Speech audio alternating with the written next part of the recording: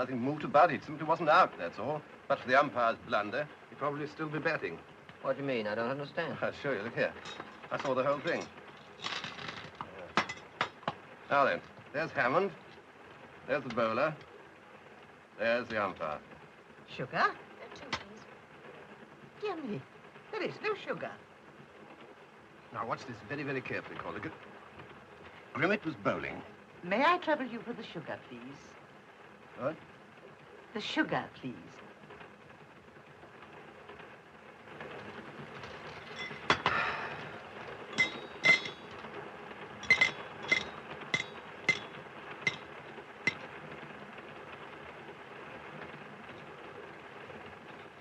Thank you so much.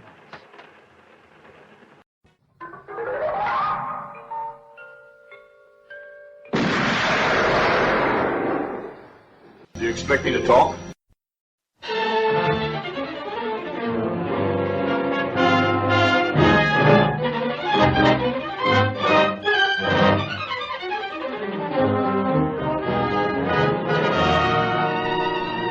Good evening and welcome to episode 249 of Do You Expect Us to Talk? I'm Becca and as always joined by my fellow co-hosts Chris and Dave. How are you both? Good evening, folks. And for my next trick, I will make the Lady Vanish. This is a film about magicians, isn't it? Yeah, I'll watch that one. Yeah. Film about sleight of hand.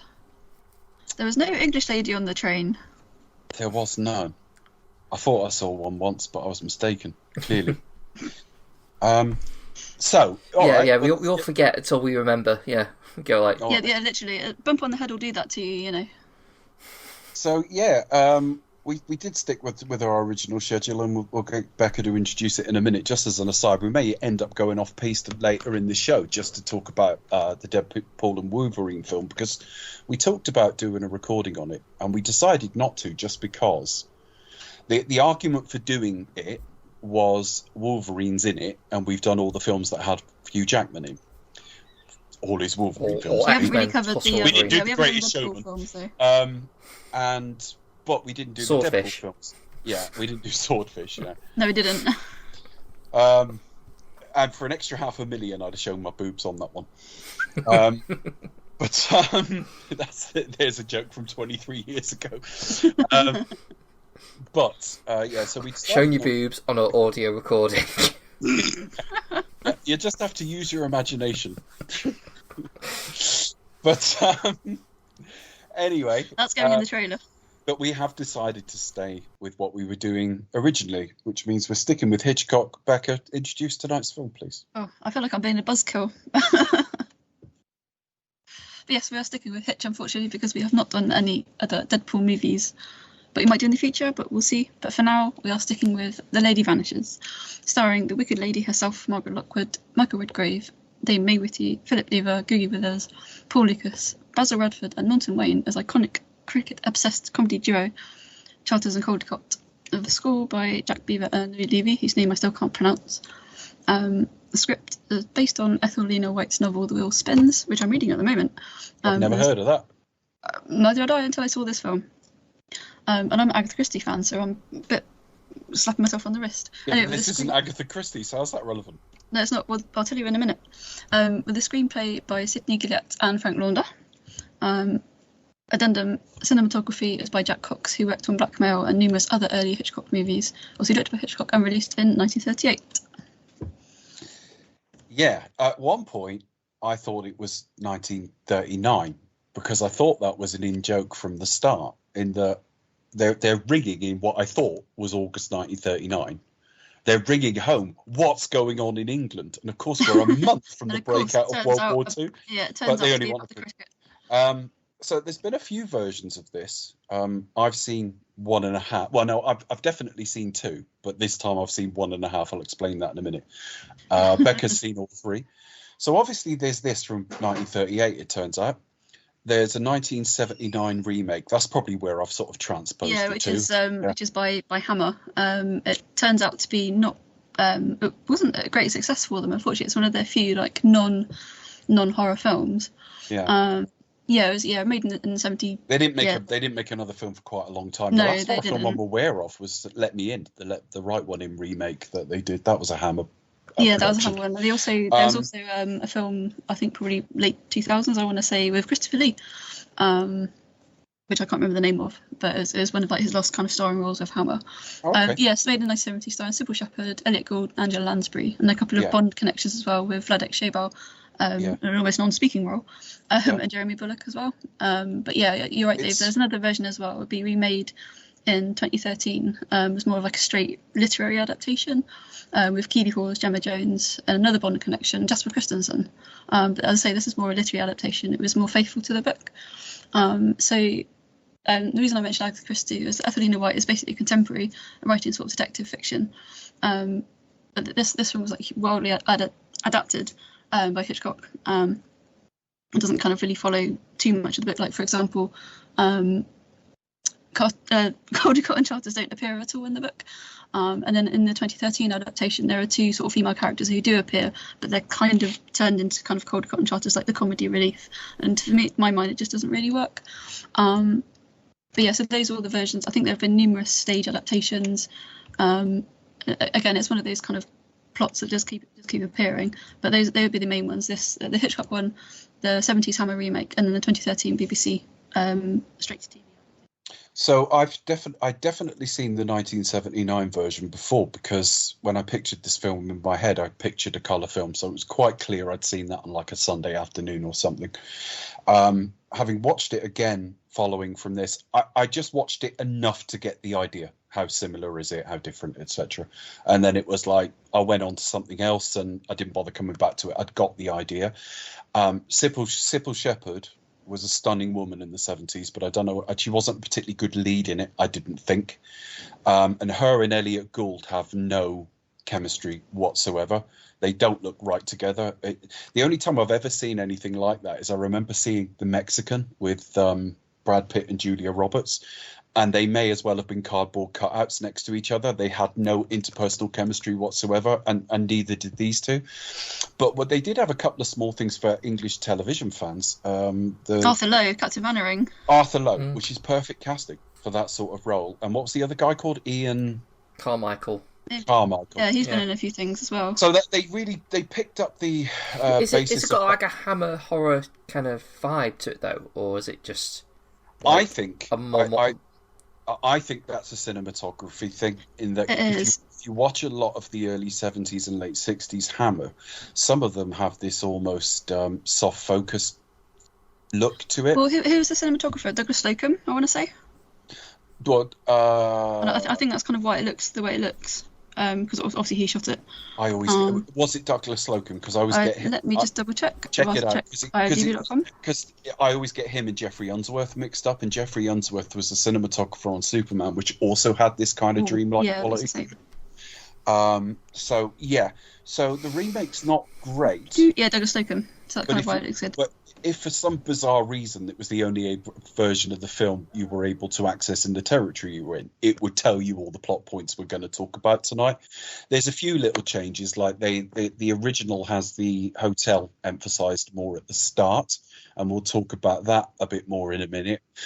And because I think we are leading to a Europe that's about to be at war, because it's set in a contemporary time. Well, yeah, as I say, in the remake, the wartime setting is more prevalent, is more obvious. Like, it's, you see Nazi soldiers, things like that. Whereas kind of like at this point, because we were literally just on the cusp of World War II, they have to invent a fictional country, and the language that they speak is kind of a mashup of various European and Central and Eastern European languages. It's kind of close. If you look at the hotel owner, he's closest to Italian than anything else. But yeah, it's very much Swiss, isn't it? It's kind of Alpine setting almost. Yeah, but when you look at, and obviously part of Italy does sort of go into the Alps, but because you'll be in parts of France and Italy that look Swiss if you're close enough to that bit.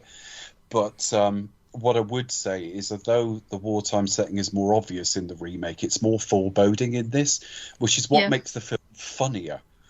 Because the Michael Redgrave character is more of even more of a rascal than the Elliot Gould character, and given he played Orkai Pierce in the MASH film, he can do that. But it's kind of slightly against type. really, isn't he? He's kind of known Yeah. for MASH and stuff like that. Well, But I think because they changed like his job, because like in the original he's some ethno-musician, I guess. I don't know quite what you call what He's he an does. ethnomusicologist. He's a musicologist, that's the one. But like in the remake, goes he's around like the world studying different cultures and their music. yeah, a different. That's the one, ethnomusicologist. I was nearly there. But yeah, in the remake, he's a journalist. He's a newspaper man. Which bears no relation to what they're trying to do towards the end of the film. But No. again, we'll get to that.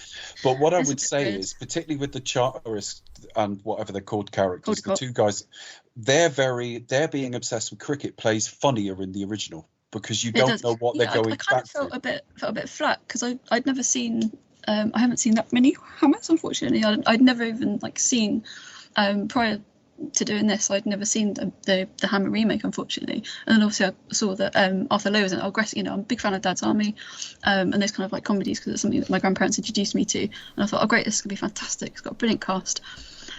Unfortunately, just fell flat. It was really, really flat, and there was a no little bit for me, which is a interpersonal. shame because wasn't he's the a same- fantastic actor as well, but it just didn't.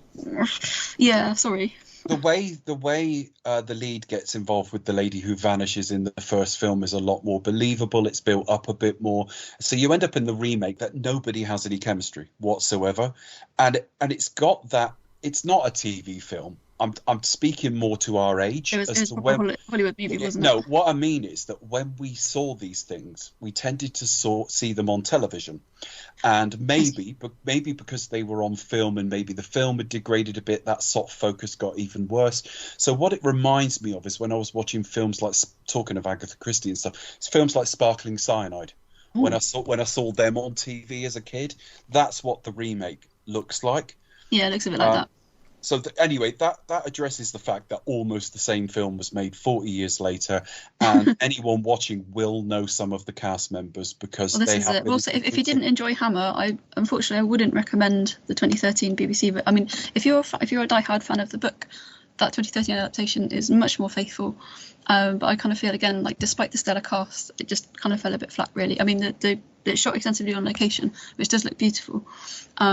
And then, again, there's a lot of kind of 1930s, 40s kind of intrigue as well. But I just kind of felt like I gave up about halfway through. I'm going to stick with it, see what happens. And despite all the Bond connections as well. Interesting enough. Arthur Lowe, well, Charters and Caldicott, they spawned their own BBC miniseries in the 1980s, in the mid-1980s. Also starring Robin Bailey, who appeared in Union twice as the Foreign Secretary. Right. I believe he's working on it right now.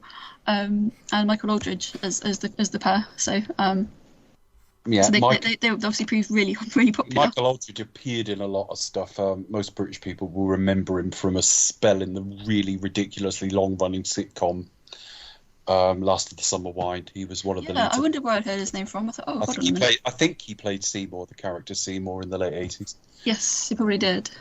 So, back to this one. There isn't much background from my perspective. I don't think I've seen this before. I don't think I've seen anyone in it before, and that includes Michael Redgrave. Michael Redgrave is children. I got a top tip for you, Dave. Okay. So with next week's film, there's an Ealing connection. Check out Ealing portmanteau film, Dead of Night.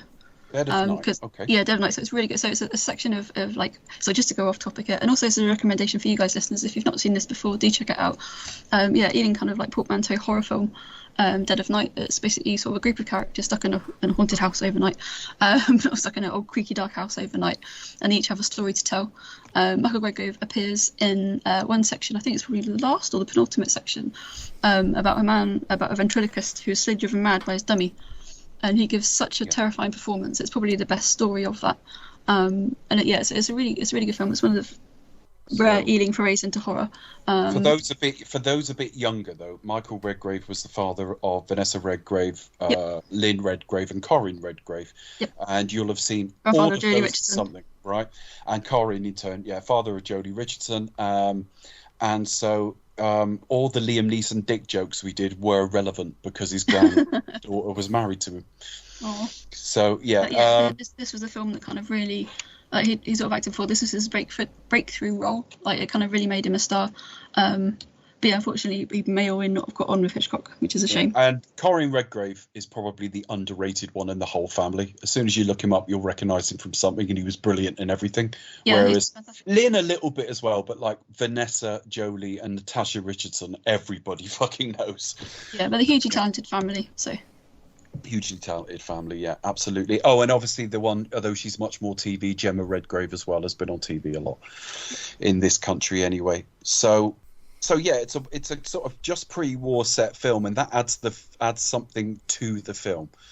So we kick off in the fictional country, and I didn't pick this up watching it. Oh, sorry, did you not want me to explain how I come to have seen this film? Because I know. Oh, yes, go on. Because I know you keep on saying you keep on telling me like I've said why it you have about to do twice. this thing. I've said it about twice, but go on. So a few times definitely. All right then. Yeah, no, just I got all this prepared, so I kind of thought, oh, I got to do it because Dave tells me to do it, so I can't do it. I haven't mentioned this in weeks, folks. Honestly, go on then. Yeah, so this has been really successful with movie-going audiences. It brought Hitchcock to the attention of producer David Selznick, which we'll cover when we come to do Rebecca. And it's one of the films that spurred his move to the US, as he would make Jamaica and then off to America, where Selznick was signing him up for a 7-year contract. This film's hugely influential. It's The Missing Person Who May or May Not Exist is quite as a plot that we see most recently in films such as like Fight Plan and The Usual Suspects. I know it was a few years ago now. The script is really witty with many one-liners. The film serves also a satire on like British insularity at a time when we were teetering on the brink of World War II. There's so much other kind of like Hitchcock tropes and sort of ingredients as well. So of like shadowy conspiracy, a male and female characters who are thrown together. Like we've seen in like 39 Steps in an Incident, for example. But there's no kind of like great ending up in an iconic location. So for any fans out there of Margaret Lockwood, she appears as Iris Henderson in this film. She's already a seasoned actress by this point, but this is very much her wicked lady, femme fatale sort of roles. As I mentioned before, Michael Redgrave this is a breakthrough role that made him a star.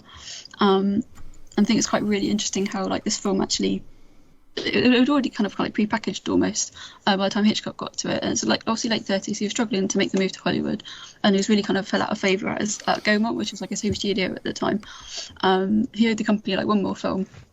Enter this script, Lady Vanishes. It was an abortive attempt, really. It had previously been made by American director Roy William Neill. It was kind of a blend of like spy drama, politics, and comedy as well. Hitchcock had the masterstroke to cast the 2 leads.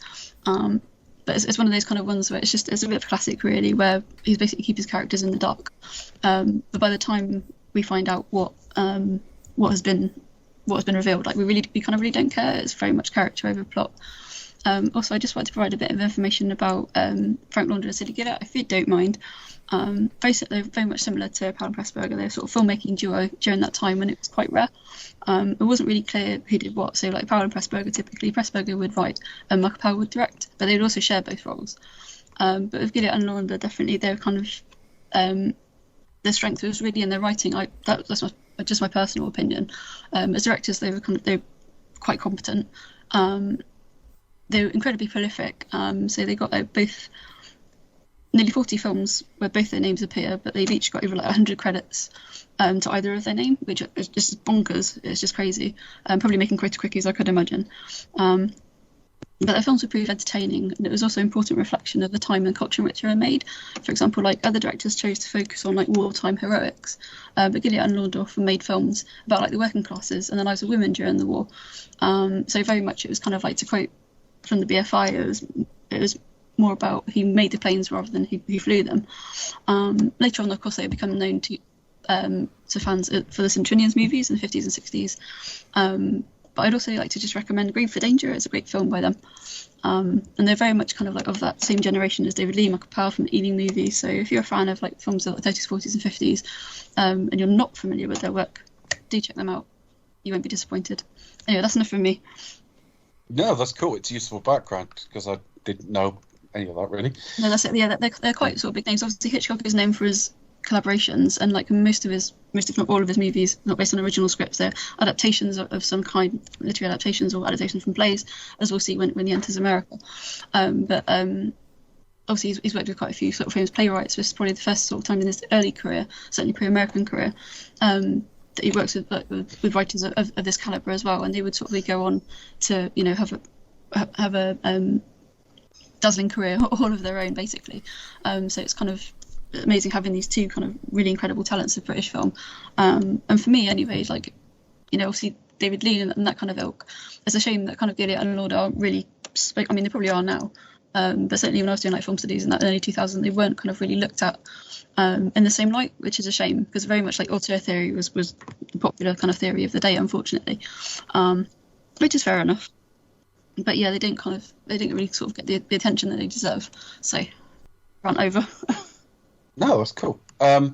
Chris, what did you make of this? So going into it, I had basically the same as you. Absolutely not.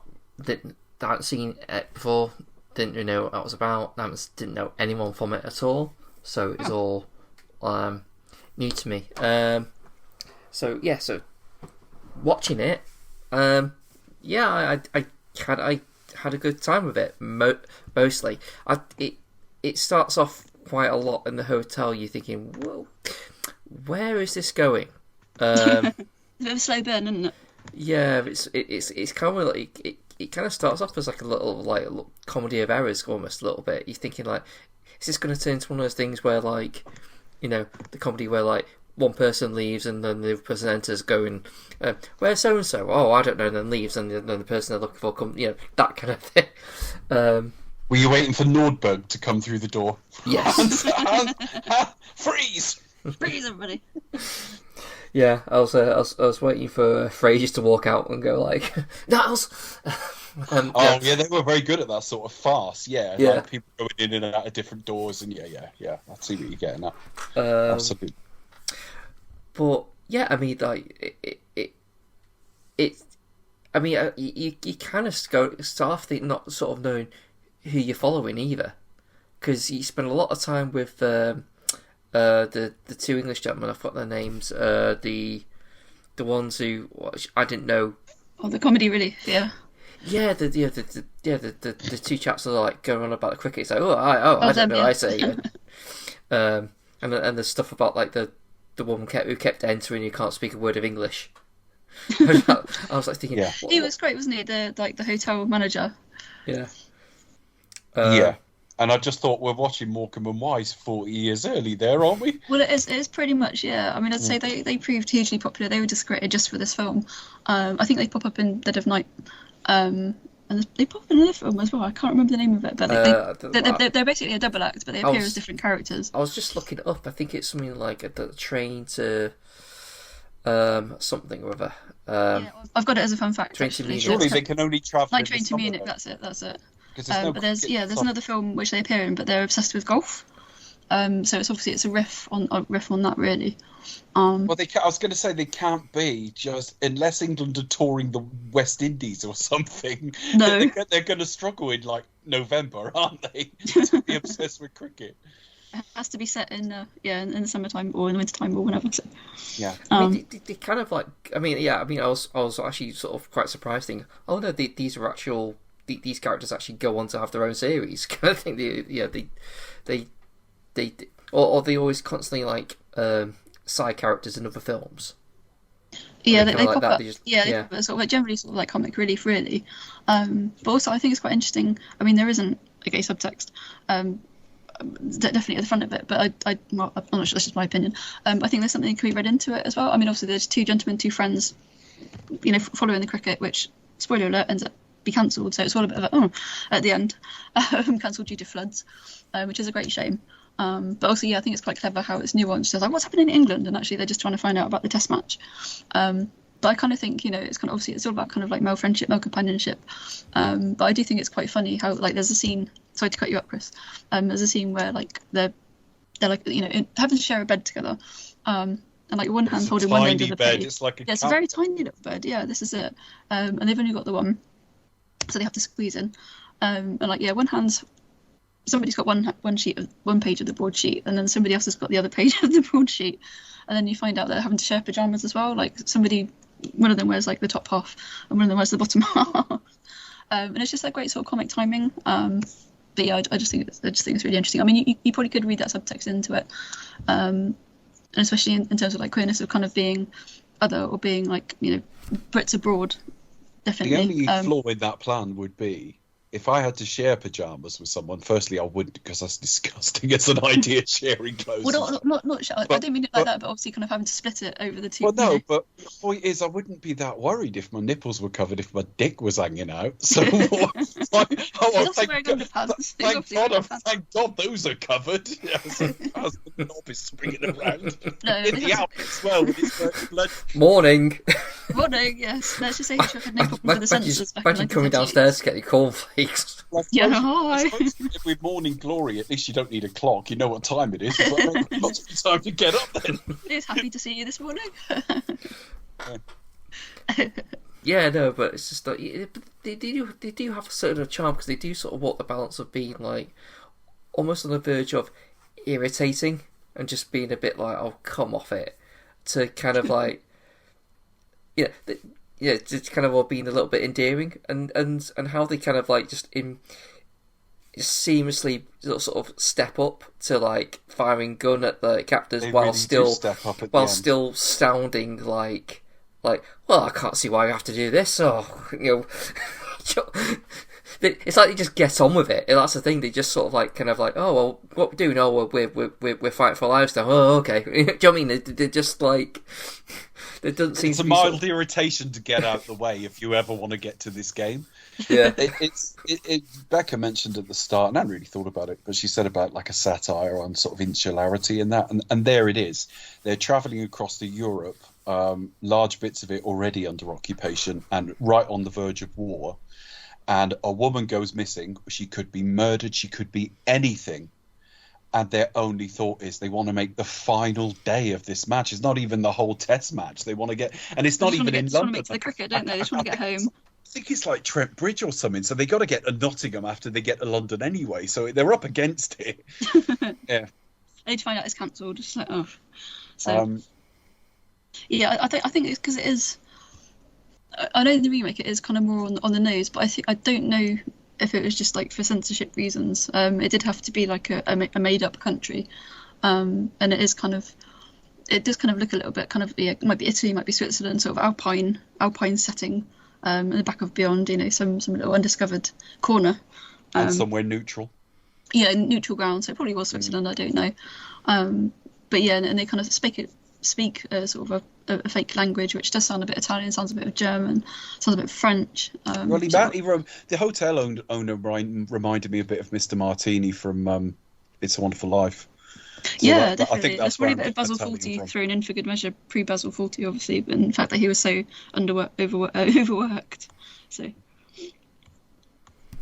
as for me, I think I agree with both of you. I think I enjoyed it a great deal. I think I agree with Becca, although Becca will expand a bit more in a minute. But I think I'm on a diet. It's better. Well, no, I didn't mean you're going to like, stuff your face or anything, but I think it's better on character than it is on plot, and I think that's one of the reasons I had a problem with the remake, because it wasn't very good on either.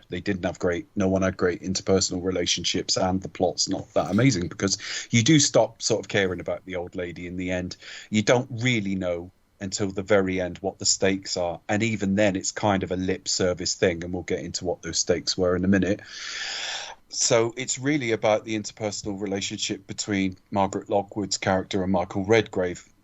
And there, what we are seeing is more again. I mean, you're seeing a repeating pattern in the slightly rascalish but basically decent Hitchcock male lead, and we'll see some more of that as we go on. We've seen some already where, you know, we laughed at it in some weeks, because when he gets it slightly wrong, it's where someone like is accused of murder and is quite relaxed about it, because they're always essentially fairly relaxed but a bit troublemaking at the same time. It's very much in that vein as what we've seen in 39 Steps and Young and Innocent, really, isn't it? It's that kind of trope.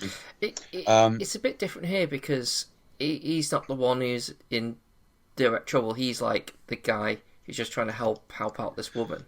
Yeah. And go like, well, if you say you saw her, then let's go and find her, kind of thing. Yeah, you know, he's not like the foil, really, isn't? And she's trying to sort of convince everybody. And we finish, and the last thing I'll say, because we'll go into the plot in a minute in terms of the detail. But once again, we seem to have a completely inappropriate way to start a relationship at the end of the film. It's like, never get engaged to any of these people because you're fucked, honestly.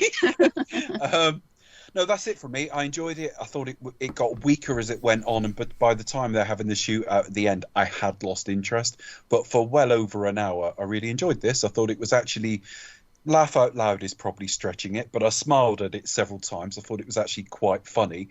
And just like Chris, the Charters and Caldicott characters could have been deeply irritating, and I think weren't. They actually worked. And I think everyone is just sufficiently distinctive that they get our interest as characters. That's it from me for a start, really. Becca, what about you? Or you, Chris, sorry. No, I was just got a comment like, okay, so I get kind of the Charters and Caldicott characters, but like I didn't sort of see much point in the like kind of the guy who's having like leaving his wife with his mistress. It's about that. I don't think that was as well done in the remake either. No, that was a bit undercooked in the remake. I thought, yeah. I would think that's. I got only. They changed his jobs as well, didn't they? Because he wasn't a magician. That kind of removed some of the suspense and mystery. And, I felt it was a bit pointless. The one leaving his wife wasn't the magician. That was the guy sat with the. No, that was the other guy. But yeah, they changed everyone's jobs. But the one who's having an affair, firstly, unless he's super wealthy, which he might be, they don't look a pair. They don't look a couple. They didn't have good chemistry to begin with. But they didn't have good chemistry. But then I suppose it could be stereotypical midlife crisis because she's a lot younger than him. But I think the whole point of them is that you've got a motive for them not talking. And it's the fact that any scandal, because like a lot of married men who get up to this sort of thing, despite what she might think, he's got no intention of leaving his wife. And the film makes that pretty clear. But obviously to keep her on the hook, he takes her on holidays and suggests he might maybe one day. But yeah, no, sorry, that was it from me. Becca, what about you with this film? What did you make of it? No, I think just your point there about the man who was having an affair with his wife. It just really struck me that I think that's that's an interesting counterpoint to Iris, who was going to be married. She gives a speech about she's giving up her maidenly life or something like that, her maidenly past. To become Mrs. Fotheringill or whatever, she's going to marry into money, basically. It's a bit similar to Paolo Pressburger's movie I Know Where I'm Going, but similarly about a young heiress who's going to marry into industry but ends up falling for a handsome lad. Check it out, it's really good. But yeah, I just kind of thought it's kind of, so you've got one idea of marriage versus another idea of marriage that perhaps isn't and perfect. They both involve ending up in bed with someone else. Precisely, exactly. So the whole moral of the story is go with Michael Redgrave, because he is very handsome and he's a bit of a rake, but you like him anyway. So this is probably like, of the early ones, this is probably like this, Jamaica Inn, and then Lifeboat, which I only saw recently. I probably like my least watched, because like for years, obviously being a fan of Agatha Christie and stuff like that. And sort of like murder mysteries, I always got it mixed up with 4:15 from Paddington, which is kind of broadly similar kind of plots, and I always thought it was the same. And obviously, Ethelina White and Christie were good contemporaries, so I used to thought, maybe it's an adaptation of that. And there have been umpteen adaptations of 4:15 from Paddington. It's sort of, classic's been done time and time again. But yeah, so I kind of, for that reason, it's kind of like my least watched, but I've probably seen it quite a few times along with the remake and the 2013 adaptation, which brought me to tears. But I'm plowing through the book. I'm going to stick with it, see where it goes, and just trying to do a bit of compare and contrast. It goes to London eventually. Obviously, I know what happens, but it's kind of very much of its time, we'll say. But yeah, no, I had a good time with it. I was familiar with Charters and Caldicott already from previous appearances of the two actors. They'd been in certain Ealing films, definitely. Trying to think what else. Again, this film was all about basically the characters. The plot. Obviously, Hitchcock was known for his MacGuffins. This is like one big MacGuffin, basically, because the plot is kind of really not important. You're there for the characters. You're invested in these characters, invested in their journey, where they go, what they do. I kind of felt like the ending obviously was a bit kind of tacked on. And again, it's similar to sort of previous plot device that we've seen in Hitchcock films, where like the theme of the movie is wrapped up in a musical note. So like the man Man Who Knew Too Much, for example, again contains sort of music as its theme, as its pivotal plot point.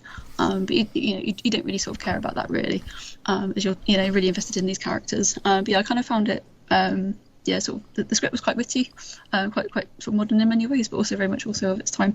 The two leads were brilliant.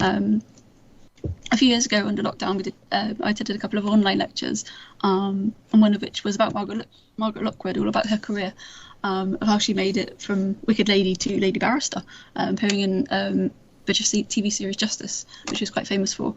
And then she, for the last 9 or 10 years of her life, she became quite poorly, unfortunately, and sort of vanished into obscurity, which is a great shame. But she was really known for these sort of femme fatale roles, notably in Wicked Lady, opposite James Mason, I want to say. But this is a really good role for her, kind of pre that, because they're kind of very sweet, very innocent, and really kind of she's quite sort of strong character as well. She's literally trying to persuade everybody that Miss Froy is real and does exist. Obviously, Freudian psychology was quite popular at the time, so Freud quite similar, along with the kind of the maybe Central European setting almost as well. So there's a sort of connection there. Obviously, Hitchcock was known for sort of for psychological themes as well, and inclusion of Freud. Again, that was becoming very popular at the time. And we'll come into that later on, certainly in terms of the films of the 50s and 60s that he made. Good comedy, plot that really sort of care about. Two leads are fantastic. Charters and Caldicott I thought were hilarious, actually. But I would agree with you, Chris, they are kind of on the verge of being a little bit annoying. But I thought it was really clever how, what's going on in England? And they're just worried about the test match. I thought that was really clever. And some of the shots that we use are really good as well.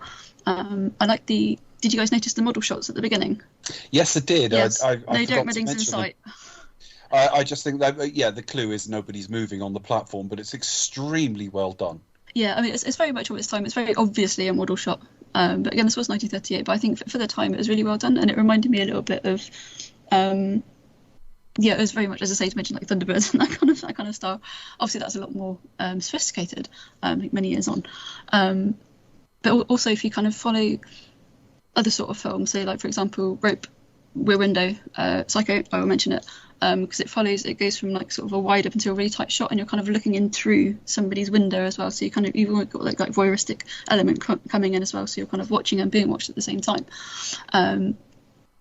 which again is something that you'll see in many of Hitchcock's later films, some of which I just mentioned. So I thought that was really cool. That's another sort of theme that there's sort of feeding through at this early stage. And if that camera shot had just been a little bit later, it would have gone in the window and you'd have seen two blokes in bed. One of them with his cock out, apparently. They did have to kind of what's it called? Is it blocking when they place actors in certain positions? Yes. You had to kind of block that scene quite well so that you didn't see. And obviously, you don't. They spend very little time in bed. You don't see them. You don't see them fucking. No, that's why this one's quite. Some quarters do argue that they might be gay couple, but some quarters don't, sort of thing. Yeah. We're too early to be getting on with that sort of thing. But yeah, they kind of had to block that scene quite well, I thought. I joined them very both. They literally had to cock block. But he got them embroidered. I joined them as a couple. I had a good time with this film. I've seen it quite a few times now, so I'm glad I don't have to watch it again for a while. But yeah, anyway. Yeah, it's perfectly watchable. I've no need to go back to it anytime soon. But the setup is quite simple, isn't it? They're at the train they all want to get is kind of slightly avalanched in, and I say slightly because avalanches are quite dramatic, but it's something they can dig out overnight. And they got to spend the night at the hotel, and they take. I kind of want to go through this bit fairly quickly. It's okay for setting everybody up. There's an older lady there, the titular lady who will vanish. She's just leaving from her time in this country as a governess for a number of years, and she's clearly quite well travelled, quite late in life. You've got the woman who wants to go home, who's going. I think is she with all her maids of honour? Is this like a hen weekend or something? There were women I think so, with her, yeah. weren't So obviously she's spent a bit. Her and her friends spent a bit of time in the Balkans. What's meant to be the Balkans. and so that they're travelling home because Iris is due to be married. So I can only imagine it's some kind of hen weekend, or she's returning home with her friends after spending a happy time abroad. Although you never celebrating see those friends get forgotten very fast. They do. You don't see them again. So and she kind of once she's because she bops ahead, and then they kind of leave her. They see her she safely could be onto having the a train. concussion and everything. Yeah. This is it. And then you don't see them again. I don't think they travel with her, do they? No. Yeah. She's literally on her own. You got Charters and Caldicott, who, as I say at the start of the film, you think these are quite serious people, and they have to know what's going on in the UK. That something's wrong in England. Of course, it turns out just to be cricket, which is quite a funny little joke to start us off with. They get the last. None of this is really covered in the remake, except they do ring London to find out the cricket score, and it's funny that they don't know and everything. Call yourself an Englishman and you don't know the cricket score. But then you've got Michael Redgrave's character, who's like making a load of noise with a load of musicians because that's what he's into. The old lady has a room. Caldicott and Charteris have the maid's quarters. They have to kick the maid out, and she keeps coming back in, which is played for humour.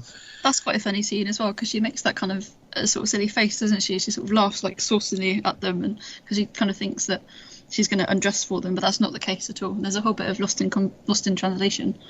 So you're right. It's a bit of a comedy of errors. It would have been a very different film if I'd written it. Dave, your task is to do saucy versions of Hitchcock movies. They wouldn't even get as far as the train. Let's be honest. Right. Anyway, can you imagine just remaking the entire Hitchcock back catalogue, but as a carry-on? Oh, that would be fantastic. Can you imagine that? Why hasn't that happened? Oh my god. Carry on vanishing. Carry on Hitch. Oh my gosh. Carry on rope. Can you imagine what you do with that? Carry on North by Northwest. Oh god, how would you do that? Carry on psychic. Yeah. There you are. Yeah. It could be the black comedy that you wanted. I don't want to give away the plot point for anyone who hasn't seen it, but Becca, can you imagine the sound effect at the end of Vertigo? Oh my god. Right. Oh my god. And then you might cut in that bit you used to hear in Neighbours, do. Or it'd be like, isn't this duff, duff, duff. Oh my gosh, so yeah, British Studios, if you're listening, carry on Hitch. Come on, sign us up. Yeah. We create a new genre. Yeah. And he kind of liked kind of well-endowed blondes, so pity Barbara Windsor's gone, isn't it, really? Yep. Oh dear, it's a shame. Oh no. Who take the Barbara Windsor moniker? What, now? Yeah. I don't know. It'd have to be a British actress, wouldn't it? Who played her in the documentary? A really good actress played her in the documentary. Good, yeah, and I've seen her in other things. She's good at everything.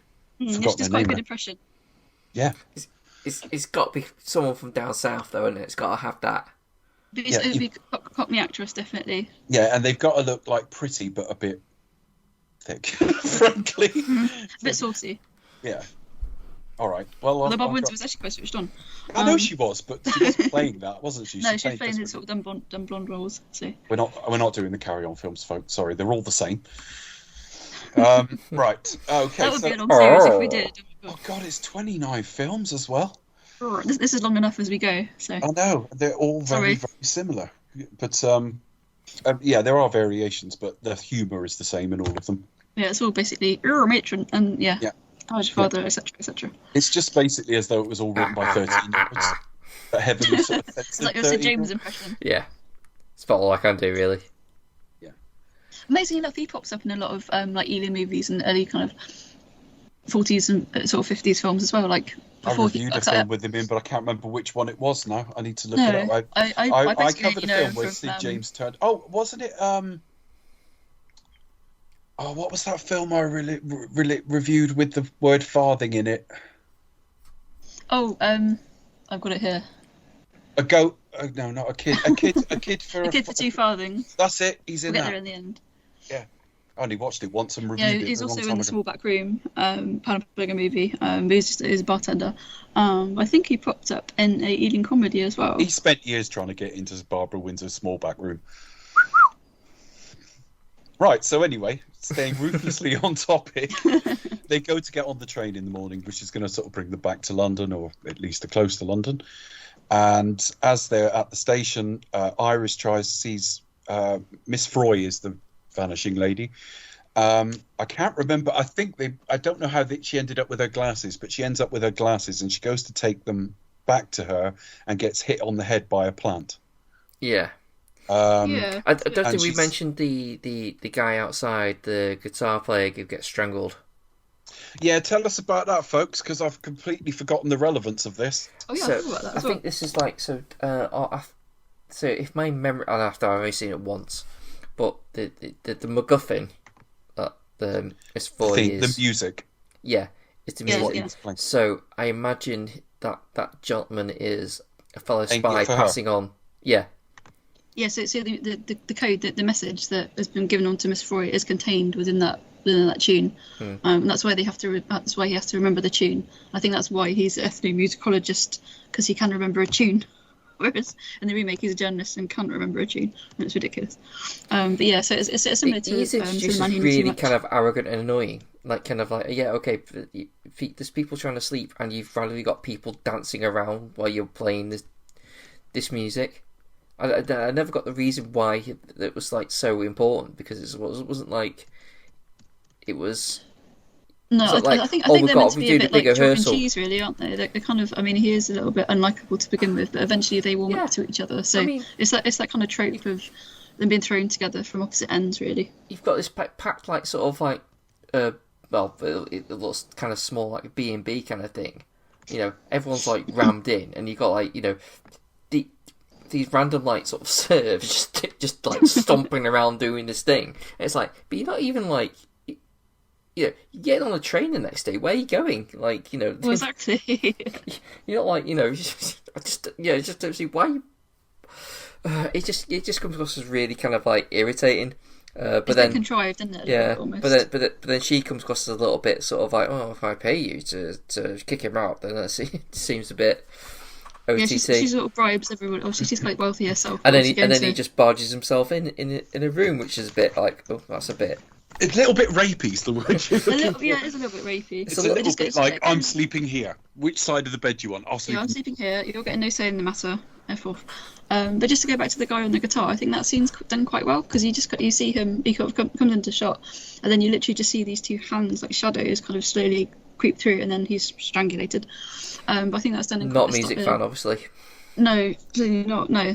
I think it's done in quite a stylish way. A requested Wonderwall, for fuck's sake. Yeah, shut up. Shut up, Musician. you. Irritating little man. But I think it's done. It's quite a stylish scene. There's a lot of like noir-ish expressionism in Hitchcock's movies, but this one not so much. There's a little bit, but not as much as what there has been. This is probably like the lighter, breezier of his early British movies, definitely. So Oh yeah, it definitely is that. So yeah, they're now on the train, and Iris basically has got herself a suspected concussion. Anyway, she's certainly not quite in her right mind. They go and have she goes and has tea with Miss Froy in the dining car, and they go back, and she kind of falls asleep. It kind of almost implies passes out, isn't it? And we do get the layout of who's in different compartments. The next compartment is the cheating couple, and right towards the end are the cricket fans. So we they do lay out where everyone is and who might have seen what. They have had tea, so like there's something about like they passed the sugar. Miss Foy passed the sugar to them. The Charters and Caldicott. oh yeah. We're They're trying to explain to- the layout of the They were cricket trying game, to. aren't they? Yeah, So, they were talking about fielding positions and all That's that. the They one. were using sugar cubes to do that. Yeah. So kind of niche, because at this time in the world there are about 6 or 7 nations who played cricket. But yeah. it's very British, isn't it? I mean, I think today it'd probably be like obviously like football or baseball or basketball or something like that. I mean, I'd probably say football or baseball out of the two, just because they're like hugely popular the world over. Yeah, cricket's quite niche. Depends Very- on what very depends what you're trying to achieve with the characters, because of the insularity. You could almost do it with a made-up sport. Almost, it doesn't really matter. Quidditch. No. It's more it's more the fact that they could be sat and talking something completely impenetrable when they're doing that. So it doesn't matter if an American audience saw this. It would just be they're talking about a sport you've heard of but probably don't understand, and it doesn't matter hugely. So she wakes up. It's those old-fashioned sort of compartments where you sort of sit opposite each other. and Miss Froy is not there. And she starts asking around after her, and no one seems to, there was no such lady? woman. There was no English lady on this train. Now, of course, what we later find out, spoiler alert, is that the two people in the carriage with her are part of the whole sort of conspiracy anyway, so they are lying. When she asks in the next carriage, they can't admit anything because they're covering up an affair. And Caldicott and Charters don't want to say anything because they don't want the train to get delayed while police get involved. They want to get back to London. They're at this point just completely in their own head. The sort of the lead guy on the train is part of it all, so he's claiming to try and find out what's going on, but he's got no interest in doing that. And Michael Redgrave's character appears to be down in sort of third class, or what was known in Titanic as Irish jig deck. He's sort of down in there, and she seems distressed, and she seems a little bit not quite right. I don't think he ever saw the woman, did he? So he's not convinced, but he tries to help her. Mm-hmm. Now, we're probably about 50 minutes into the film by now, and actually that is most of the plot. The next bit is quite simply... it's about half an hour in, or just... I thought that was just like 35. I thought that was when they got on the train, but yeah, okay. So another 15 minutes of asking around, maybe. I wouldn't be far wrong. I wouldn't have thought. But of course, what happens next? So she passes out, doesn't she? Doesn't she pass out? Yeah, I think she does very briefly, and then is kind of brought round. Yeah, and of course, in that time, they stop again, don't they? Yeah, they do make a couple of stops. The one thing the film does slightly wrong in the plotting for me is we find out... Obviously, we know the lady existed because we didn't see her. But the fact that there's a cover-up is kind of signalled to us a bit too early, I think. And it's the married guy's mistress. She says, well, she admits seeing her, and why didn't you say? Well, we can't have that. The scandal. Yeah, it turns out to be she's a bit of a turncoat, isn't she? So. It's Dr. Hart's, isn't it? That's the one. I couldn't remember his name, sorry. Yeah, I'm trying I only saw this yesterday. It's been very hot to hear. I know. I'm trying to think who played him. Who played...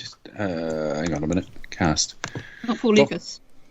I've recognised this guy, that's all. Might not have been. Talking with your friends whilst we look it up on IMDb. Doesn't really matter. Okay. So the next bit is sort Paul of... Lucas. It was Paul Lucas, I was right, yeah. So when she comes around... after she comes around, there's now a woman on board being looked after by a nun who's covered in bandages and is Dr. Hart's patient. And there's also, eventually they get back to the carriage she was in, and there's a woman there with her back to the window. And it's basically a look-alike. It's a different name, different person, dressed the same. And they're sort of just complaining, well, that must be who you saw. Yeah, that must be her, and it's not. How do we want to sort of lay out the rest of it from here? Because we're getting a bit halting and mixed up here. So we've now got Dr. Hart's patient on board, and she notices that the nun is wearing high heels, so something's not right there. Yeah, she notices that she's not actually a real nun. So I think that's what it does. Kind of get a little bit twisty, doesn't it? And there's kind of a lot of obviously there's an issue like with the magician in that as well. They find the glasses. They find the glasses in like the back carriages of all luggages. Yeah. She finally manages to convince him, and he's like, "Okay, right, let's go and look for her." So they end up in one of these carriages, and it's all the magician's equipment. So he's got sheep, goats, maybe a calf, a couple of animals. Or isn't he like a animals in hypnotist his or something like that? Yeah, something like that. Well, he is a magician because they've got the sort of cabinet you go into and disappear and things like that. More of an illusionist. Illusionist. That's the word we were looking for. Thanks, Dave. Yeah. Yeah. So and they have a bit of a fight with him, and they lose the glasses. I know that. The other thing that made her pass out was Miss Froy. I think with the noise from the chain, she didn't hear her name properly. So Miss Froy wrote it in the window. Yeah. So that's like that's kind of like the big window sort of reveals, isn't it? That's how they know that she was on the train. That later on they do see the kind of where somebody has written Froy on the window. Yeah. Rhymes with joy. Okay, and so what's the next thing? Swapping them over, isn't it? They work out this nun is not real. And the So actual they Miss managed Froy to- is wrapped so- up in bandages. And they tell Dr. Hartz, who is clearly not in on it. No. Clearly. And Obviously. he goes to drug them. He gets the nun to drug them. He takes them for tea, calm them down, and everything else. And he asks the nun to drug them. So there's a bit of tension over whether they'll have the drink and everything else, and they do. They go back to their carriage, and he basically reveals everything, and they pass out. He then locks them in, and it turns out they weren't drugged at all. They were, I don't know how they knew to fall asleep. I don't know if they guessed they'd been drugged or what, but they knew to feign sleep. In fact, at this point, they think they have been. Oh, no, he tells them, doesn't he? Doesn't he tell them? Yeah, he they've been does, yeah. drugged? Yeah, he mentions it. But she'd already passed out, but then she does have a head injury, to be fair. He thinks they're just staying awake through it and just climbs out the window and into the compartment with the nun and the other woman. And it turns out she's British. She hasn't drugged them. And it is Miss Froy under there. And he's basically going to kill her in surgery. He's told them that. He's going to kill her in surgery because she's a spy. And that was the whole switch thing. So they switch her with the lookalike, the Madam Cummer. What a name, eh? Madam Cummer. Yeah, she does have quite a saucy name. I know. Frau Kummer. Really? I mean, that you wouldn't need to change that in the Carry On version. No, you wouldn't. Karen Hitch, that's a name ready-made. Madam Cummer keeps the same name. So they escape, they free her, they've tied her up, and then they do discover the switch, don't they? Dr. Hartz discovers the switch. It's something to do with he already notices the bandages aren't quite right. And they divert the train off onto a branch line, so because there's soldiers there. And this is all in the build-up to war. And then we basically end up in a big firefight, don't we? Yeah, it's kind of like, no offence, but it's like the least thrilling gunfight. I was bored during this. This was really dull. I'd lost interest in the film by now. I think once they swapped the two women, I think actually once Hartz discovers the switch, that sets you up for sort of a thrilling third act, but the third act kind of bored me a bit. I quite enjoyed it, but I did feel like the shootout was kind of handled a little bit poorly. That for me, that was a bit of a letdown, unfortunately. I mean, are you judging it by today's standards, like in terms of shootout? Yeah, unfortunately, Without I am. doubt. Unfortunately, Without doubt. Yeah. I need to kind of look at it more in a sort of, very much as You don't its have time. squibs. You don't have as naturalistic acting. You know how people died in films in this era and stuff. Yeah, we are judging it by, because there was like, I mean, I know like the guy ended up getting killed, but there was like actually sort of times where I thought some of these characters might not make it out. I know, and we Was know it? at least one didn't, and actually that was a good move because Todd Hunter he's called, which just makes me think of Red Dwarf. I always think Yeah, Todd Hunter gets same. down. Yeah. Niche reference for those of you who've never seen the show, particularly as Todd Hunter's in about 2 episodes ever. Yeah, he's a very niche character, isn't he? Yeah. It's basically in the first episode and then reappears about 10 years later, briefly. Todd Hunter tries to surrender. He's shot. He's the married man. And that's a trope in itself, isn't it? The one who doesn't want to accept and just wants to sort of give in, just like is always like the sacrificial lamb, isn't it? Yeah, Definitely. he's a bit of a trope. Definitely, the one who works the hardest to stay out of it is the one killed. Yeah. Absolutely. And if so I just surrender, they'll let me go. No. No. It's not that easy. He tries, but they shoot him on sight. And they manage to get the nun out. Or she gets shot in the leg, but they manage to pull her back up, actually, before she's left behind. But they manage to get Miss Froy off the train. And they just tell her to run. And you see something that's ambiguous. She could well have been shot, because as she disappears, there's a shot just as she sort of goes over the horizon. And it looks like she falls as well. It looks like... They managed to get the train away. We get back to London. The test match has been cancelled. a very inappropriate relationship starts. She sees her fiance and says, "Now I'm going to get in and get off with this guy." I'm going to get off with Immediately Grace. start snogging. Yeah. And then they go to the Foreign Office to try and pass on this message, because the last thing she's told them before she disappears is, "You have to remember this piece of music. It's got a message encoded in it, and it's something to do with the build-up to war." This is the point. I don't know why they changed Elliot Gould's profession, because the whole point is he's a musicologist. He just says, that's how we can remember it. I can remember these things, don't worry. He has to keep repeating it to himself, but he's got it. It's quite a long and complex tune, though, so it's, well, I think anyway. And then so it's a good job that he does remember it. So, of course, they get to the Foreign Office basically to whistle a tune, and it turns out she's playing it on the piano. She made it already. She survived. And that's it. The Lady Vanishes, which I think I would say is 2/3 of a really good film. I really enjoyed it. I thought there's a lot of sort of Hitchcock humour in it. It reminds you that most of... I always remember Quentin Tarantino saying all of his films are comedies, and I'm thinking, well, there's something about that in Hitchcock as well. A lot of his films are somewhat comedic.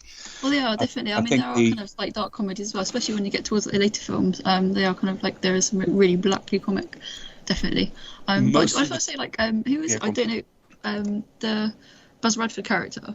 He gets shot in the hand, but like he doesn't. He's like, oh, it's a flesh wound. Like. Yeah, totally. And they're so obsessed with cricket that pain don't hurt. He doesn't even notice Rambo he gets shot in the hand. It's like, what the hell? Yeah, it was Rambo. How hard is he? How tough is he? I just love how the whole manner is like they're doing like all this that kind of action stuff, and they're just sort of like as if they're just going about the day-to-day business and just sort of like, oh, you know.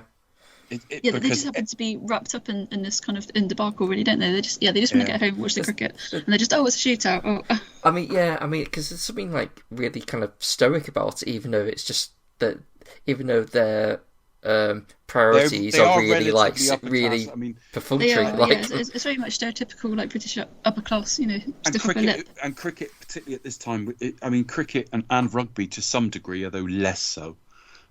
Is all sort of bred through public schools and universities anyway. More geared towards upper class, isn't it? Less so now, but yeah, it always was. It was back then. Yeah, it was then. And that's my final thoughts on it, really. I think he's really good at casting. I'm sure he has help with that, but definitely his male and female leads in most of these films work. There's a certain type he goes for, even if they look physically a bit different. They've got a mode of behaviour that I'm seeing carried across from film to film, and certainly in the male leads. Plot's the least interesting thing in it. But it's a very good setup more than it's a good plot. But really enjoyed this, and that's really, I can leave it there. To be honest, I really enjoyed it. I'm glad. I kind of feel like I'm introducing you to, especially obviously the later films that we all know about. But I kind of feel like with some of these early ones, obviously I've not done all of them, because that probably bore you to tears. But I kind of feel like I'm introducing you guys to some of these films, and hopefully that'll encourage you to maybe check out some more. I don't know. Well, I haven't got a choice, otherwise I won't be able to talk, will I? Am I going to talk about it if I go, no, I don't want to watch Jamaica in? Well, it's set down your neck of the woods, Dave, so you know. Yeah, it is, and I've been there, so I'm looking forward to hearing all about that. If there's not a character getting a lasagna from a canteen type arrangement, then it's not the Jamaica Inn I know.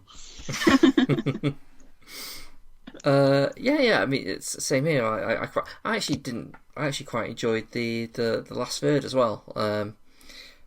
So yeah, I think for me it was just the beginning that I felt was a little bit slow, but then again, I guess that's all the setup. I guess, but other than that, I'm with Dave. I kind of enjoyed this one. I've only got one thing to add to that. Actually, I started watching this weeks ago when we were doing something else, and I think it was less about watching it and more about the fact that I saved into our watch later list on our YouTube account. I saved a load of Hitchcock films in there, and of course you just want to check if they work and if they're all right and the picture and sound and all the rest of it. And I went into it and watched maybe 5 minutes, and they're not on a train. Now, of course, I know The Lady Vanishes on a train. So I guess my only problem with the first act of the film is because I already knew that, I was a little bit like, what are we waiting for? But if you let that go, it is all good character setup. It's all right. Yeah, you kind of have to... It's one of those ones where it does... I mean, it's very obviously on a train, but you kind of have to yeah, you have to sort of really get over that in that regard. And yeah, some of the kind of the sets are obviously a little bit on the creaky side. But yeah, you kind of, yeah, I know what you mean, Dave, definitely, and you kind of have to make that leap a little bit, don't you? So. Yeah, I mean, I'm assuming that given it says the lady vanishes and she did, I'm assuming strangers on a train will just be people going, "Who are you?" I don't know. Who are you? I don't know. Who are you? Don't know at the end. They never get to know each other. Cross the end. So I have a question though. Now I when I'm watching it, I assume that the drop from a window. What was it that dropped from the window initially? Oh, I think it was like a. Was it a plant pot or something? I thought it was a plant pot. Yeah. You know, like people have them on their windowsills and that sort of thing. I thought that was aimed for Mrs. Foy and it hit her by accident. But I think that's what happened. Yeah, so she was meant to be bopped on the head. Foy was meant to be bopped on the head, but Iris just happened to be there. So I think that's how I understood it, but I could be wrong. Yeah, because the alternative, I doubt it was an accident. So I would. The only other option is they were definitely going for Iris so that they could knock her out and then kidnap Froy, and it's too convoluted. If you knock it's her a bit out, contrived, isn't it? Yeah, if you knock her out, it's end of story. Knock her out or even critically injure her. That's it, isn't it? You've got her, and she's not getting undone with the message. She's not going to reveal the plan. yeah, I suppose. Yeah, I suppose it could make sense because if you take out what's the lead character called? What's she called? Iris. Yeah. Of course, if you take out Iris, then she's not in the cabin, so it's like you don't have to worry about doing a whole thing. You just sort of get Mrs. Foy, and then that's it. Well, yeah, because it could be either, but the way it is done is actually a much more convoluted plan than just accidentally on purpose hitting an old lady on the head and then she's out of commission anyway. So do you think it's a bit more of like a plan done on the spry, that kind of thing? Right, what do we do now? I don't know. It might have been actually, yeah, sort of I don't turn remember. On the heels and go right. The funny thing is, I think when she's hit on the head in the Sybil Shepherd version, I think I might literally have just looked away from the screen for a couple of seconds because I didn't see how it was done in the remake. To give you an idea of, well, actually they did it in the remake and it looked like it was deliberate or whatever.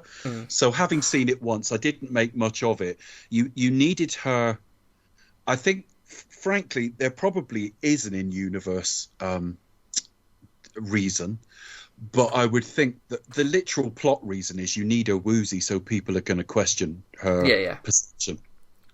So it needed to hit her on the head, obviously. But whether they were going for Miss Froy, her, or not at all, and it was just an accident, I don't know. Yeah, that's the question of the day. But, yeah, I don't know the answer to that one. Yeah. I might look that up sometime, but I can't be bothered now. So, no, it's quite late at night. I can't be bothered. Becca, final thoughts? Yeah, I enjoyed it. I had a good time. Yeah, all of the above, really. Yeah, I think for me this is probably like one of my favourite of the early British Hitchcock movies. Oh, yeah. And it's kind of more, as we go into sort of late 30s and 40s and see him cross over to America, it's more like the Hitchcock. It's morphing towards his American era, isn't it? It really is, yeah, and it's more sophisticated. Obviously, techniques have improved. Even though we're just on the eve of war, technology has improved, come a long way since the Lodger. About 11 years.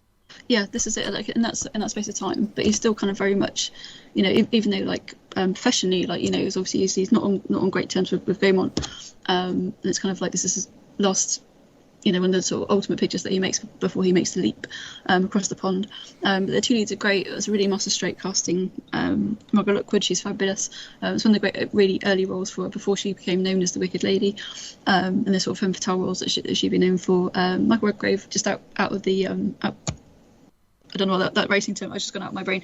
First out the block is really good. I didn't know that this was a film that kind of made him a star.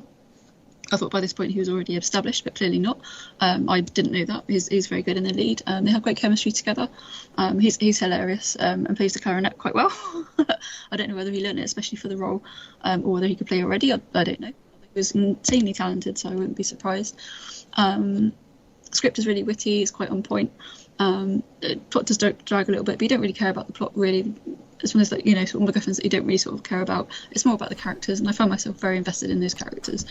Obviously, the wartime setting is thinly veiled, and it's a bit easier in the remake how they just kind of go for it, obviously, because it was made in the 70s, so they can do that wartime setting. Especially casting Captain Mannering from Dad's Army, which is really bizarre. But obviously, it was really popular in the 60s and 70s. But yeah, this original, yeah, as I say, it was previously one I least watched, but it's probably one of my favourite ones. As I've come to kind of watch it and enjoy it a bit more. Yeah, it's really great. Leads are great.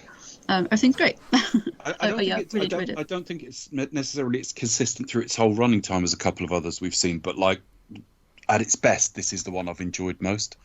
Yeah, certainly. Well, certainly are those kind of like tropes, like obviously 39 Steps is a Stone Cold classic. It's because I'm seeing later Hitchcock more with every time. It's getting closer to the stuff I know I love, I think. Yeah, exactly. Well, as we get closer, we've got one more film to do, and then we'll get into the Selznick years for sure. My final thought before Becca gives us some facts is that if you notice Charters and Caldicott's penis, write to us and expect us to talk at gmail.com. Fact us, Becca. Has anybody written to us? Not about that, they haven't. No. Now's your chance, listeners. Now's your chance. If you think they are getting on with each other, let us know. I mean, Chris had some penis emails a few years ago through there, but... Did I? Yeah, spam. We get spam through there. Yeah, we did get a lot of spam, don't we? Oh my gosh. We did. Yeah, so these fun facts, kind of cover them, a lot of them already, but I'll try to spice up some ones. Here we go. So yeah, obviously, with the remake, it was out and out, kind of going into Nazi Germany. But yeah, this film is set in the fictional country of Bandrika, which is meant to be a stand-in for Germany, obviously, because we're on the cusp of World War II. And as I mentioned before, fake language is kind of a mashup of like French, German, Italian, Czech, Polish, Russian, kind of all kinds of melting pot languages going on. 9! I am from Glasgow. That's a London accent. Sorry, that's a Blackadder joke. Glasgow. Do you remember that from Blackadder's Christmas Carol? I'm detecting a bit of an accent there. 9! I am from Glasgow. Yeah, because it's got oh gosh, Nicola, what's her face? Perry from Doctor Who. Yeah, that's right. Jim Broadbent, Miriam Margolyes. Anyway, go. Yeah, amazing. So yeah, for fact number 2, the author Ethel White is contemporary of Agatha Christie, obviously. I found out recently that White's family home of Fairley Grange in Abergavenny is now a rental property where guests can stay. So from the website, you can hire it out. It's a 10-bedroom Gothic townhouse website built by her father William White in the 1880s. I'm not going to have to sleep in a tiny bed with Chris with my knob out, though, am I? No, you won't. All right. You've got a nice choice of rooms. All right, thank you. Yeah, you won't have to sleep in a tiny room with Naunton Wayne and Basil Radford. All right. But it's designed in a mock Tudor style with carved fireplaces, stone archways, and stained glass windows. Literally, if you Google Fairley Grange, so it's Fairlea Grange in Abergavenny. It looks really beautiful, actually. I'm not sure how much it is to stay there, but it looks stunning, and you can hire it out as a holiday home. The layout of the staircase actually features in the novel The Wheel Spins itself, and it also apparently inspired the Spiral Staircase, but I'm not sure about that one. I'll have to go there and check it out. It inspired what? There's another famous Gothic thriller movie called The Spiral Staircase. Oh, right. I thought you got confused. I thought you meant the Inspiral Carpets, the band. Spiral Carpets, yeah. I thought you got the wrong bit of the house there. Hold on a minute. Yeah, but I'm not too sure about that, unfortunately. But yeah, apparently it did inspire the Spiral Staircase because they are quite similar. But I don't know. Obviously, you mentioned about the famous Redgrave family. There's no Hitchcock-Redgrave connection, stretching all the way back to 1972 film Frenzy. Hitchcock wanted to cast Lynn Redgrave as Babs in the film, but unfortunately the budget couldn't afford her. Anna Massey proved to be a bit cheaper, so she would be cast instead. Likewise, Lynn's sister Vanessa was also slated to be in the cast as Brenda Blaney, but unfortunately she wasn't cast, and the role went to Barbara Lee Hunt instead. So I think that's quite interesting.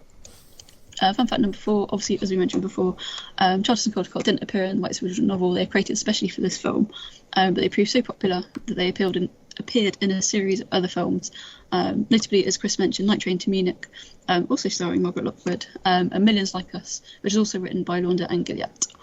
And also, they both appeared in Dead of Night, which you've got to check out. It's really, really good.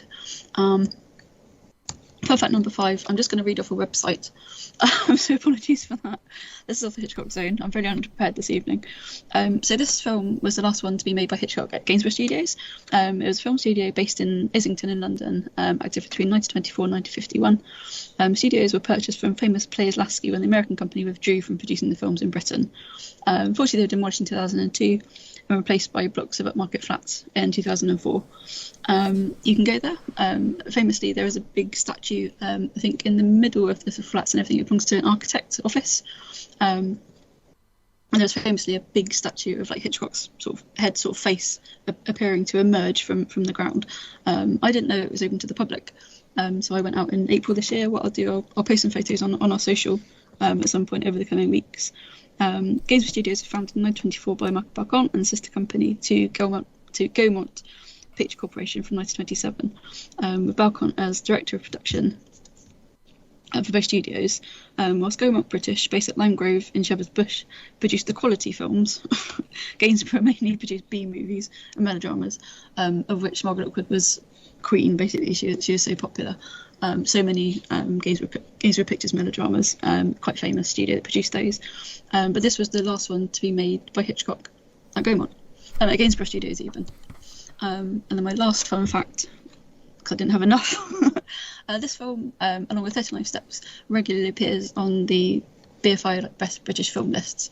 It appears as number 31 on Time Out's 2023 list of Best 100 British Films, and also appears on number 35 at the BFI's 1999 Top 100 British Films list, where Bond Connection, Dr. No appeared at number 41 and Goldfinger was number 70. So that's my fun facts about Lady Vanishes. So Dr. No was rated higher than Goldfinger. Yeah, I found that quite interesting. I think that's right. I'll double check. I might have got that. Because sometimes I transpose numbers by accident. Controversial. Well, I know. It'll be partly because it's the first and it's less. You can retrofit Goldfinger to be more formulaic. I think Goldfinger was more successful though. Obviously, it wasn't until like Thunderball kind of really took off. Really, but I would have thought like Goldfinger was probably more. You can make a case, but you could make a case for. I'm not saying it's right, by the way, but you can make a case for Dr. No being more important. Yeah. Oh yeah, I'm not sure I'd even agree with that, but you could. Plus, also, it'd be a little bit more hipstery opinion to sort of say, well, you know, I much prefer Dr. No, you know, because you know. Where is it, number 41? Because it's a bit more niche. Yeah, 41 yeah. Dr. No. Number 70. Excuse me. It's Goldfinger. Top 10. You got the third band at number 1, Brief Cat at number 2, Lawrence of Arabia number 3, number 4, 39 Steps, number 5, Great Expectations, number 6, Kind Hearts and Coronets, directed by Robert Hamer, a name we'll come across next week. Number 7, Kez, number 8, Don't Look Now, number 9, Red Shoes, and number 10, Trainspotting. So. Yeah, Lady Vanishes at number 35. All subjective, but that's still good. I mean, there are bigger film industries, but we've made a lot of films in this country. Yeah. So 35th is really good. Okay, as for social media, you can find me at the Pasty Kid 1976 on Twitter. You can find me at Ceretronics. You can also find all the old episodes on Podbean. You can find us on socials. Do Expect Us to Talk? Facebook, Do Expect Us to Talk? Twitter @Expect Us to Talk? YouTube, Do Expect Us to Talk? On Apple Podcasts, Spotify, Podbean, Podbay, basically wherever you get your podcasts. You can support us in any 3 methods: listening to us, thank you very much, subscribing, and leaving us a 5-star review on whichever platform you're listening to. Wherever you are, don't forget to rate us, review us, to like and share on the podcatcher of your choice. Thank you very much. All right. Okay, so we're going down to Cornwall, ain't we? Yeah. Right. Which means Becca. I can't do it in a West Country accent. You don't have to. I can do it in my Wiltshire accent. Well, that's similar. Go on. In an accent of your choice. In an accent of your choice, Becca. Don't do it in a Jamaican accent. We might get fucking cancelled. I can't do that either, so... Yes, we travel down to Dave's part of the world of Cornwall with smugglers abound as we visit Daphne du Maurier's Jamaica Inn.